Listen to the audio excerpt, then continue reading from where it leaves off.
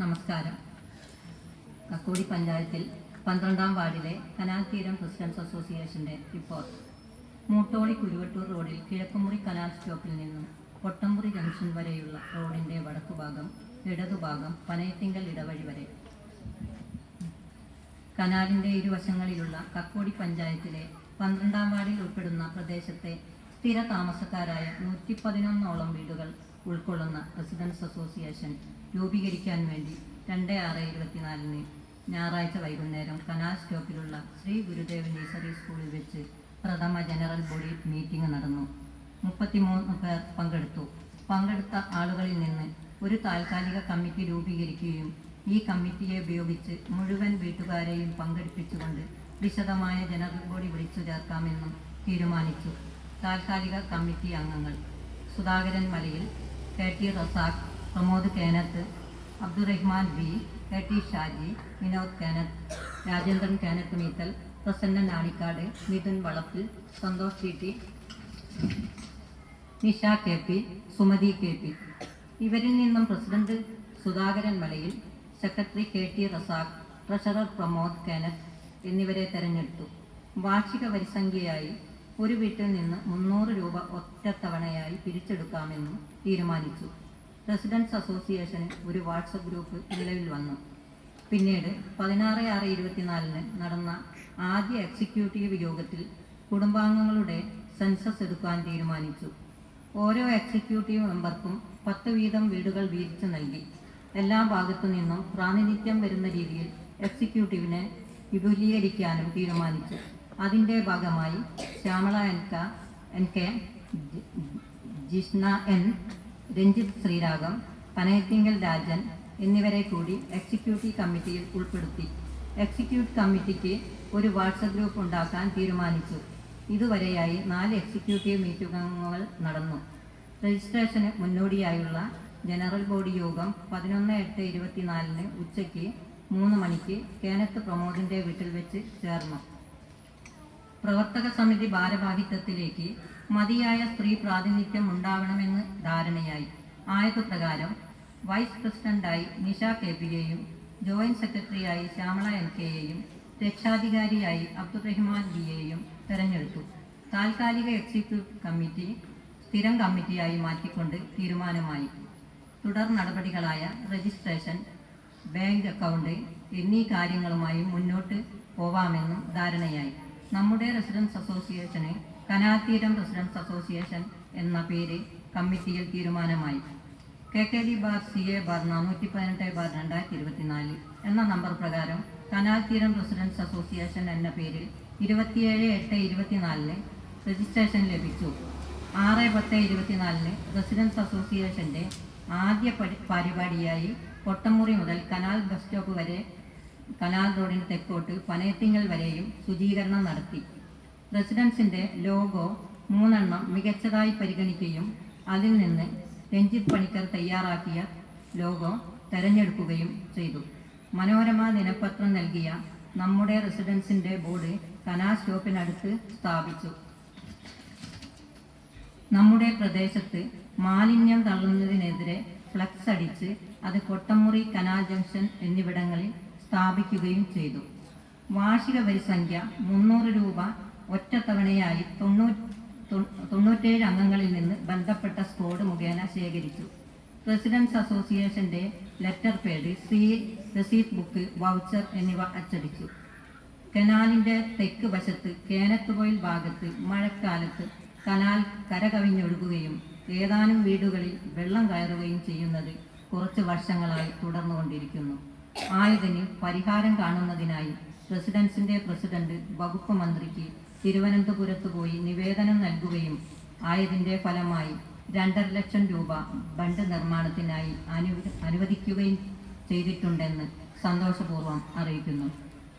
ഇതുവരെയുള്ള പ്രവർത്തനങ്ങളിൽ എല്ലാ വീട്ടുകാരുടെയും പൂർണ്ണ സഹകരണം ഉണ്ടായിട്ടുണ്ട്. ഒത്തൊരുമയോടെ അസോസിയേഷൻ്റെ എല്ലാ പ്രവർത്തനങ്ങളിലും അംഗങ്ങളുടെ പരിപൂർണ സഹായവും സഹകരണവും ഉണ്ടാകണമെന്നാണ് റെസിഡൻസ് അസോസിയേഷന് വേണ്ടി അഭ്യർത്ഥിക്കാനുള്ളത്. നല്ലൊരു നാടിനു വേണ്ടി നമുക്കൊന്നിച്ച് നിൽക്കാം. ജയ് ഹിന്ദ്. അടുത്തതായി ഈ പരിപാടിക്ക് ഇവിടെ എത്തിയിരിക്കുന്ന മുഖ്യാതിഥി ബഹുമാന്യ Chevayur sub inspector of police K S Sarath Babu അവരുടെ സർവാദരപൂർവ്വം ക്ഷണിക്കുന്നു.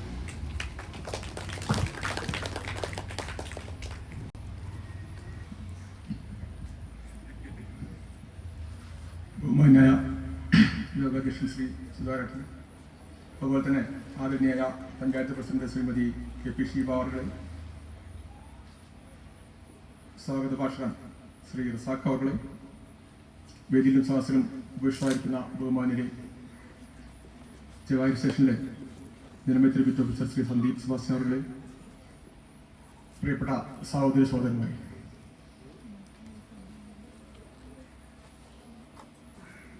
നമുക്കറിയാം 1980 കാലഘട്ടങ്ങൾക്ക് ശേഷം ലോകം വല്ലാത്തൊരു മാറ്റത്തിലാണ്. ശാസ്ത്ര സാങ്കേതിക രംഗത്ത് ഉണ്ടായിട്ടുള്ള പുരോഗതി തീർച്ചയായും ശാസ്ത്രീയ രംഗത്തുള്ള അറിവുകൾ, ഇതുപോലെ തന്നെ മാറ്റങ്ങൾ, അതിൻ്റെ പ്രതിഫലനം ഏകദേശം ഇന്ത്യയിൽ എത്തി തുടങ്ങിയ 1990-ക്ക് ശേഷമാണ്. 90-ക്ക് ശേഷം ഉണ്ടായ ഈ മാറ്റത്തിന്റെ ഭാഗമായി അതിന്റെ പ്രതിഫലനങ്ങൾ നമ്മുടെ സാധാരണ പ്രദേശങ്ങളിലേക്ക് ഇപ്പോൾ കടന്നു വന്നിട്ടൊക്കെയാണ്. അപ്പം പഴയ തലമുറയ്ക്ക് അതിനെപ്പറ്റി കൂടുതൽ മനസ്സിലാവും. എനിക്കൊക്കെ ഓർമ്മയുണ്ട്, ഒരു 10-25 വർഷം മുമ്പാണെങ്കിൽ ഞാൻ താമസിക്കുന്ന എൻ്റെ വീട് മുക്കം മണാശ്ശേരിയിലാണ്. താമസിക്കുന്ന വീടിൻ്റെ 1 കിലോമീറ്റർ പരിധിയിലുള്ള ഏകദേശം എല്ലാ ആളുകളെയും പേരെടുത്ത് വിളിക്കാനും ആ വീട്ടിൽ താമസിക്കുന്ന ആളുകളുടെ ആരൊക്കെ താമസിക്കുന്നുണ്ട്, അവിടെ എത്ര കുട്ടികളുണ്ട് എന്നതുപോലെ തന്നെ വ്യക്തിപരമായൊരു ബന്ധം ആ കാലഘട്ടത്തിൽ ഉണ്ടായിരുന്നു. അതിന് കാരണമുണ്ട്. നമ്മൾ പഴമയിലെ തിരിച്ചു പോകണം. ഇപ്പം നമുക്ക് വലിയ പ്രത്യേകത ഉണ്ട്. നമ്മൾ പലരും പറയാറുണ്ട്, ഞങ്ങളുടെ പഴയകാലം സുവർണകാലമായിരുന്നു. ഇപ്പൊ പുതിയ തലമുറ കുറച്ചുകൂടി അത്ര കുറച്ചുകൂടി സ്നേഹത്തിലേക്ക് കടന്നു വരുന്നില്ല എന്നൊക്കെ അതൊരു തോന്നൽ മാത്രമാണ്. എൻ്റെ അഭിപ്രായത്തിൽ തലമുറ മാറ്റം സ്വാഭാവികം തന്നെയാണ്. അത് ഏതൊരു കാലഘട്ടമായാലും നമ്മളെല്ലാവരും പറയാറുണ്ട്. പണ്ട് ഒരു മാഷി വളരെ നല്ല ആളായിരുന്നു, ഇപ്പോൾ വന്ന ആളും അത്ര പോരാന്ന് പറഞ്ഞു. പിന്നെ വരുന്ന പാട്ട് ഇതിനും ആള് മാറി പുതിയ വന്നാൽ പറയും പോയ ആള് വളരെ നല്ല ആളായിരുന്നു. അത് നമ്മൾ അങ്ങനെ തന്നെ കണ്ടാൽ മതി. തലമുറ മാറ്റം സ്വാഭാവികമായുള്ള മാറ്റമാണ്. പക്ഷെ നമ്മൾ മനസ്സിലാക്കേണ്ടത്, ഇതിന് നമ്മളെ സംബന്ധിച്ചൊരു തിരിച്ചുപോക്ക് ഒരിക്കലും സാധ്യമല്ല. നമുക്ക് ഒരിക്കലും ചിന്തിക്കാൻ പറ്റില്ല. നാഷണൽ ഹൈവേകൾ നാട്ടിൽ വളർന്നു വരുന്നു, റോഡുകൾ വീതി കൂടുന്നു, പിന്നെ 20 ചക്രമുള്ള ലോറി വരുന്നു. നമുക്കിനി ഒരിക്കലും പഴയ 4 ചക്രമുള്ള 2 ചക്രമുള്ള കാളവണ്ടിയിലേക്ക് തിരിച്ചു പോകണമെന്ന് ചിന്തിക്കാൻ സാധിക്കില്ല. മൊബൈൽ ഫോൺ വ്യാപകമാവുന്നു, അതിൽ പുതിയ പുതിയ ആപ്ലിക്കേഷനുകൾ വരുന്നു, പുതിയ പുതിയ സാധ്യതകൾ വരുന്നു എന്ന് കരുതി മൊബൈൽ ഫോൺ ഉപയോഗിക്കുന്നത് നിരുത്സാഹപ്പെടുത്തണം എന്ന ചിന്ത ഒരിക്കലും സാധിക്കാത്തതാണ്. അതുപോലെ തന്നെ പ്രാദേശികമായി ഗ്രാമീണ മേഖലകളിലൊക്കെ നഗരവൽക്കരണം തീർച്ചയായും കടന്നു വരുമ്പോൾ നമ്മൾ മനസ്സിലാക്കേണ്ടത്, നഗരവൽക്കരണത്തെ എതിർക്കുകയോ അല്ലെ ആധുനിക കാലത്ത് നമുക്ക് സൗകര്യങ്ങളെ ഇല്ലാതാക്കുകയല്ല അല്ല. നിങ്ങൾ ഓർത്തു നോക്കൂ, ഒരു 10 വർഷം മുമ്പ്, ഒരു 15 വർഷം മുമ്പ് ഞാൻ ഉറപ്പിച്ച് പറയാം, ഈ ഇരിക്കുന്ന ഒരാളുടെ വീട്ടിൽ പോലും ഒരു വണ്ടിയും ഒരു 2 വീലർ പോലും ഉണ്ടാകുമായിരുന്നില്ല. 20 വർഷം മുമ്പ്. പക്ഷെ ഇന്ന് 2 വണ്ടികളെങ്കിലും ഇല്ലാത്ത വീടുകൾ ചുരുക്കമായിരിക്കും. നിങ്ങൾക്ക് ഓർമ്മിക്കാൻ സാധിക്കുമോ? ആ പഴയ പോലെ വൈകുന്നേരം ഒരു 10 ഉറുപ്പിക്ക് 10 ആവാൻ വേണ്ടി അങ്ങാടിക്ക് പോകുന്ന കാലത്തെക്കുറിച്ച് ഇല്ല. അതുകൊണ്ട് തന്നെ നമ്മൾ ചെയ്യേണ്ടത്, ഈ കാലഘട്ടത്തിൽ എങ്ങനെ ജീവിക്കാൻ സാധിക്കും, അതിന്റെ സാധ്യതകൾ എങ്ങനെ പ്രയോജനപ്പെടുത്താൻ സാധിക്കും, അതിന്റെ മോശം വശങ്ങളെ എങ്ങനെ സമൂഹത്തിന് മുന്നിൽ ഉയർത്തിക്കൊണ്ടുവന്ന് അവസാനിപ്പിക്കാൻ സാധിക്കും, അതിന്റെ സാധ്യതകളെ പ്രയോജനപ്പെടുത്താൻ സാധിക്കും. ആ രീതിയിലേക്കുള്ള ചിന്ത മാറ്റുക എന്ന് മാത്രമേ ആധുനിക കാലഘട്ടത്തിൽ നമുക്ക് സാധിക്കുള്ളൂ. അതുകൊണ്ട് തന്നെയാണ് റെസിഡൻസ് അസോസിയേഷന്റെ പോലുള്ള സംഘടനകളുടെ പ്രാധാന്യം ഇന്നത്തെ ആധുനിക സമൂഹത്തിൽ വർദ്ധിക്കുന്നത്. ഞാൻ ഒരു കാര്യം കൂടെ ഉറപ്പിച്ച് പറയാം, ഈ 100 പേര് 110 വീടുകളാണ് മനസ്സിലാക്കുന്നത്. ഈ 110 വീടുകളിലുള്ള ആളുകൾ പരസ്പരം അറിയില്ല എന്ന് എനിക്ക് ഉറപ്പിച്ച് പറയാൻ സാധിക്കും. കാരണം നഗരവൽക്കരണത്തിന്റെ ഭാഗമായി പല പ്രദേശങ്ങളിലും വന്ന് താമസിക്കുന്ന ഒരുപാട് ആളുകൾ, ജോലിയുടെ ഭാഗമായി വന്ന് താമസിക്കുന്ന ആളുകൾ, അതുപോലെ തന്നെ വാടകയ്ക്ക് താമസിക്കുന്ന ആളുകൾ, പിന്നെ പണ്ടില്ലാത്ത പോലെ പണയം എന്ന പേരിൽ വന്ന് താമസിക്കുന്ന ആളുകൾ, ഇതൊക്കെ ഈ പ്രദേശത്തോളം പ്രായോഗികമാണെന്ന് എനിക്കറിയില്ല. ഏതായാലും തൊട്ട അയൽവാസമുള്ള ചെറുപറ്റ ഏരിയയിലൊക്കെ ഇത് വളരെ പ്രകടമാണ്. പലപ്പോഴും നമ്മുടെ അയൽവീട്ടിൽ താമസിക്കുന്ന ആൾ ആരാണ് എന്ന് ഒരിക്കലും നമ്മൾ അറിയാറില്ല, രണ്ടാമത് നമ്മൾ അന്വേഷിക്കാറില്ല. കാരണം മനുഷ്യന്റെ സ്വാർത്ഥത എന്ന് മാത്രം പറയാൻ സാധിക്കില്ല. കാരണം അതിന് വേറെ ഒരുപാട് കാരണങ്ങളുണ്ട്. കാരണം ചിലപ്പോൾ ചില സ്വകാര്യതകൾ ഇഷ്ടപ്പെടുന്ന ആളുകളുണ്ട്. അവർക്ക് തൻ്റെ വ്യക്തിത്വത്തെക്കുറിച്ച് വെളിപ്പെടുത്താൻ ആഗ്രഹിക്കാത്ത ആളുകളുണ്ട്. അങ്ങനെ പല പല കാരണങ്ങളുണ്ട്. പക്ഷേ ഇങ്ങനൊരു സംഘാടനം ഉണ്ടാകുമ്പോൾ അതിന് വരുന്ന പ്രകടമായിട്ടുള്ള ഒരു ഗുണം ഈ ആളുകൾ പരസ്പരം അറിയാൻ സാധിക്കും. നമുക്കറിയാം, നമ്മുടെ സമൂഹം നമ്മളെല്ലാവരും ശുദ്ധരാണെന്നോ നമ്മളെല്ലാവരും നേരിന്റെ പാതയിൽ മാത്രം സഞ്ചരിക്കുന്ന ആളുകളാണോ എന്ന് നമ്മളാരും അഹങ്കരിക്കില്ല എന്ന് എനിക്ക് ഉറപ്പുണ്ട്. കാരണം നമ്മുടെ സമൂഹത്തിൽ കാണുന്ന എല്ലാ മോശവശങ്ങളും തെറ്റായ സാധ്യതകളും നമ്മുടെ സമൂഹത്തിലുള്ള നമ്മുടെ ആളുകൾ തന്നെ ചെയ്യുന്നതാണ്. അതുകൊണ്ട് തന്നെ തൻ്റെ അയൽവാസിയായി പുതിയ വന്നിട്ടുള്ള ആൾ, അയാളുടെ കുടുംബ പശ്ചാത്തലം എന്താണ്, അയാളുടെ സാഹചര്യം എന്താണ്, അത് ഒരു പഠനം. അതുപോലെ തന്നെ നമ്മുടെ അയൽവാസിയായി ജീവിക്കുന്ന ഒരു വ്യക്തി, അയാളുടെ വീട്ടിൽ സാമ്പത്തിക പ്രയാസങ്ങളുണ്ടോ, എന്തെങ്കിലും പ്രയാസം നേരിടുന്ന വ്യക്തിയാണോ, ഇത്തരം ചിന്തകൾ കൂടി പരസ്പരം പങ്കുവെക്കാനും പരസ്പരം സഹായിക്കാനും, അതുപോലെ തന്നെ നമ്മുടെ അയൽ വീട്ടിൽ നടക്കുന്ന പ്രശ്നങ്ങൾ, അവരുടെ കുടുംബ പ്രശ്നങ്ങൾ, അതുപോലെ തന്നെ അവർക്ക് പങ്കുവെക്കാൻ പറ്റുന്ന കാര്യങ്ങളാണെങ്കിൽ അത്, അതുപോലെ തന്നെ കുട്ടികളുടെ ഇടയിൽ ഉണ്ടാകുന്ന പ്രയാസങ്ങൾ, ഇത്തരം പ്രയാസങ്ങളൊക്കെ പരസ്പരം പങ്കുവെക്കാനും ഒരു പരിധി വരെ സ്വയം പോലീസായി മാറാത്ത സംവിധാനത്തിൽ പരിഹാരം കണ്ടെത്താനുമുള്ള സാധ്യതകളാണ് ഇത്തരം കൂട്ടായ്മകളിലൂടെ പ്രധാനമായും നമുക്ക് സാധിക്കാം. തീർച്ചയായും നമുക്ക് നമ്മുടെ പ്രദേശത്തൊക്കെ നിങ്ങൾ സംസാരിച്ചൊരു വിഷയമായിരുന്നു. നമ്മുടെ പ്രദേശമൊന്നുമല്ല, നമ്മുടെ ഈ ആധുനിക കാലഘട്ടം സ്വാതന്ത്ര്യത്തിന്റെ സ്വന്തം കടമകളെപ്പറ്റി വലിയ ബോധ്യമൊന്നുമില്ലെങ്കിലും സ്വന്തം അവകാശങ്ങളെപ്പറ്റി വല്ലാതെ ബോധവാന്മാരാകുന്ന സമൂഹത്തിന്റെ കാലം കൂടിയാണ്. സ്വാതന്ത്ര്യം വല്ലാതെ ആഗ്രഹിക്കുന്ന തലമുറയാണ് അത്. നമ്മൾ ഈ തലമുറ മാത്രമല്ല, എല്ലാ തലമുറയും പ്രത്യേകമായിരുന്നത്. എല്ലാ തലമുറയും സ്വാതന്ത്ര്യത്തിനെ വല്ലാതെ ആഗ്രഹിക്കുന്നതായിരുന്നു. അതുകൊണ്ട് തന്നെ ഇപ്പോഴും എല്ലാ തലമുറയും ആഗ്രഹിക്കുന്ന പോലെ തന്നെ നമ്മുടെ പുതിയ തലമുറയും ഒരുപാട് സ്വാതന്ത്ര്യത്തിന്റെ ഒരുപക്ഷെ നമുക്ക് തെറ്റം തോന്നാവുന്ന വശത്തേക്ക് കടന്നു പോകുന്ന സാഹചര്യമുണ്ട്. അപ്പൊ അതുകൊണ്ട് തന്നെ അത്തരം കുട്ടികളെ കണ്ടെത്തുക, അവരുടെ പ്രയാസങ്ങൾ മനസ്സിലാക്കുക. ഈ അടുത്ത കാലത്ത് നമ്മുടെ പ്രദേശത്തുള്ള 2-3 സ്കൂളുകളിൽ ഉണ്ടായ ചെറിയൊരു സംഭവം നിങ്ങളെ പങ്കുവെക്കാം. ഒരിക്കലും ഒരു മനുഷ്യന് ചിന്തിക്കാൻ പറ്റുന്നതിന്റെ അപ്പുറമുള്ള ചില സംഭവമായിരുന്നു. റാഗിങ്ങിനെ പറ്റി നിങ്ങൾ കേട്ടിട്ടുണ്ടാവും. റാഗിങ് ചെറിയ തരത്തിലൊക്കെ പണ്ടത്തെ കോളേജ് ക്യാമ്പസുകളൊക്കെ ഉണ്ടായിരുന്നു. പക്ഷെ റാഗിങ്ങിന്റെ ആധുനികതയുടെ ഒരു വൃത്തികെട്ട മുഖം എന്ന രീതിയിൽ പുതിയ അവതരിക്കപ്പെട്ട റാഗിങ് ആയിരുന്നു. 10ാം ക്ലാസ്സിലെ കുട്ടികൾ 9ാം ക്ലാസ്സിലെ 4 കുട്ടികളെ വിളിച്ചു വരുത്തി. ക്ലാസ്സിലെ അത്യാവശ്യം നല്ല ഉള്ള കുട്ടികളിൽ ശാരീരികമായി ആരോഗ്യമുള്ള കുട്ടികളെ വിളിച്ചു വരുത്തി. അവരോട് ആവശ്യപ്പെട്ടത്, നിങ്ങൾ പരസ്പരം അടികൂടുക, എന്നിട്ട് എന്ത് ചെയ്യണം, നിങ്ങൾ ജയിക്കുന്ന ആള് ഞങ്ങളെ അടിച്ചു തോൽപ്പിക്കണം. നോക്കണം നമ്മുടെ കുട്ടികളുടെ മനസ്സ് പോയ ചിന്ത. അങ്ങനെ ആ കുട്ടികൾ പരസ്പരം 4 കുട്ടികൾ, അവർ തമ്മിൽ യാതൊരു വൈരാഗ്യമില്ല. പക്ഷേ ഇവർ നിർബന്ധത്തിന് വേണ്ടി ആ കുട്ടികൾ പരസ്പരം അടികൂടേണ്ടി വന്നു. 2 കുട്ടികൾക്ക് ഗുരുതരമായി പരിക്ക് പറ്റി. അതിന്റെ പേരിൽ കേസെടുക്കേണ്ടി വന്നു. അപ്പോൾ ഞാൻ പറഞ്ഞത് ആ സാഹചര്യത്തെ അല്ല സൂചിപ്പിക്കുന്നത്. ഞാൻ സൂചിപ്പിക്കുന്നത് നമ്മുടെ ചിന്തകളെ, അല്ലെങ്കിൽ നമ്മുടെ സാഹചര്യങ്ങളെ എങ്ങനെ ഗുണകരമാക്കി മാറ്റാം എന്നുള്ളത് ചിന്തിക്കേണ്ടത് നമ്മൾ ഓരോരുത്തരാണ്. മൊബൈൽ ഫോൺ എന്ന് പറഞ്ഞാൽ ഇന്നത്തെ കാലത്ത് നമുക്ക് ഒരു തരത്തിലും ഉപേക്ഷിക്കാൻ സാധിക്കാത്ത അവസ്ഥയിലാണ്. പക്ഷെ നമ്മൾ ഏതൊരു മനുഷ്യനും ചിന്തിക്കേണ്ടത് ഗുണവശങ്ങളെ ഭംഗിയായി ഉപയോഗിക്കുക എന്നുള്ളതാണ്. അതിന്റെ ദോഷവശങ്ങളെ ആദ്യം മനസ്സിലാക്കുക. ആ ദോഷവശങ്ങളെ മനസ്സിലാക്കുന്നതോടൊപ്പം തന്നെ ഗുണവശങ്ങളെ ഉപയോഗിക്കാൻ ശ്രമിക്കുക. അതുപോലെ തന്നെ കുട്ടികൾ ശ്രദ്ധിക്കേണ്ടത്, ഓരോ കുട്ടിയും തൻ്റെ ആവശ്യങ്ങൾ നിറവേറ്റുന്ന അച്ഛനും അമ്മയും എങ്ങനെയാണ് അത് നിറവേറ്റുന്നത്, അല്ലെങ്കിൽ എൻ്റെ ഒരു അത്യാവശ്യം നിറവേറ്റാൻ വേണ്ടി എൻ്റെ അച്ഛൻ്റെയോ എൻ്റെ അമ്മയുടെയോ കണ്ണ് എങ്ങനെ നിറയേണ്ടി വരുന്നുണ്ട്, അവർ ആരുടെ മുന്നിൽ കൈനീട്ടേണ്ടി വരുന്നുണ്ട് എന്ന കാര്യത്തിൽ വളരെ കൃത്യമായി ഓരോ കുട്ടിയും മനസ്സിലാക്കേണ്ടതാണ്. അതിന് ഞാൻ എപ്പോഴും കുട്ടി പറഞ്ഞ രക്ഷിതാക്കളെയാണ്. നമ്മളൊക്കെ പ്രത്യേകത, ഞാനൊരു രക്ഷിതാവാണ്, എനിക്ക് 2 കുട്ടികളാണ്. നമ്മളൊക്കെ ചെയ്യുന്നൊരു കാര്യമുണ്ട്. നാളെ മകനൊരു അത്യാവശ്യം വരുന്നു, ഞാൻ എങ്ങനെ ആ പണം ഉണ്ടാക്കുന്നു, എത്ര കഷ്ടപ്പാട് ഉണ്ടാക്കുന്നു എന്ന് എൻ്റെ മകനെ അറിയിക്കുന്നത് എന്നെ സംബന്ധിച്ച് ഒരു അഭിമാനക്ഷതാണ്. ഞാൻ കടം വാങ്ങിയായിരിക്കാം ഒരു പക്ഷെ അവൻ്റെ ആവശ്യം നിറവേറ്റുന്നത്.